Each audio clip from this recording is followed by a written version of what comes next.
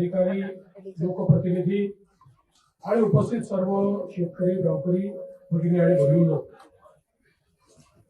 अतिशय मोठी अतिवृष्टी आपल्या महाराष्ट्रामध्ये आणि विशेषतः मराठवाड्याच्या भागामध्ये झाली. लातूर जिल्हा असेल, धाराशिव जिल्हा असेल, बीड जिल्हा असेल, या ठिकाणी अक्षरशः ढगफुटी सदृश पाऊस झाला आणि त्यामुळे विशेषतः आपल्या नद्यांना पूर आला.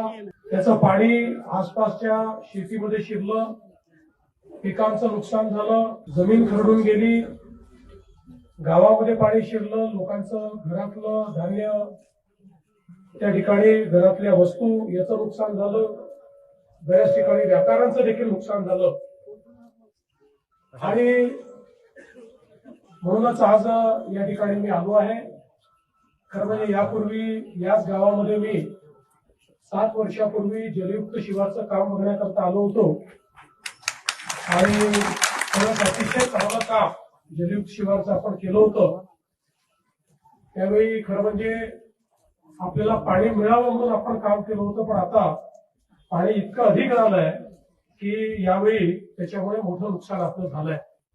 आणि म्हणून शासन म्हणून मी आपल्याला या निमित्ताने आश्वस्त करतो की सगळे निकष बाजूला ठेवून आम्ही सर्व शेतकऱ्यांना सरसकट मदत करणार आहोत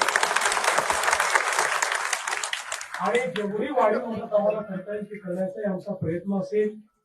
आणि एवढंच नाही, तर ज्यावेळेस आपण टंचाई घोषित करतो, टंचाईच्या वेळी ज्या उपाययोजना आपण सगळ्या करतो याला टंचाईत समजून तशा प्रकारच्या सगळ्या उपाययोजना या ठिकाणी आम्ही लागू करणार आहोत.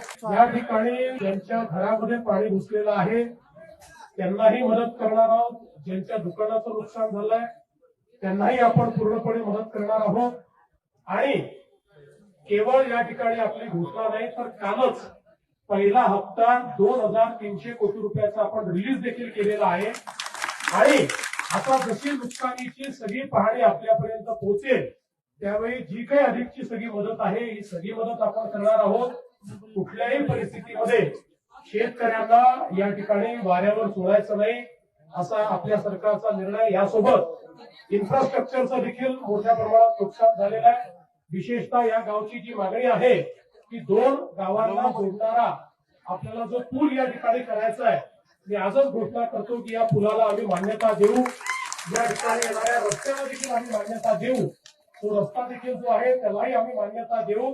आणि सगळ्या पद्धतीनं हे जे काही इन्फ्रास्ट्रक्चरचं काम आहे हे काम देखील या ठिकाणी आम्ही पूर्ण करू. त्यामुळे कोणालाही चिंता करण्याची आवश्यकता नाही आहे. सरकार 100% तुमच्या पाठीशी उभं आहे. सरकार योग्य अशा प्रकारची भूमिका यामध्ये घेईल आणि ज्या काही मागण्या समोर आलेल्या आहेत त्या मागण्या निश्चितपणे आपण पूर्ण करू. मला अनेक गावांमध्ये या ठिकाणी पाहणी करायला जायचं आहे, त्यामुळे मी अधिक आपला वेळ घेणार नाही.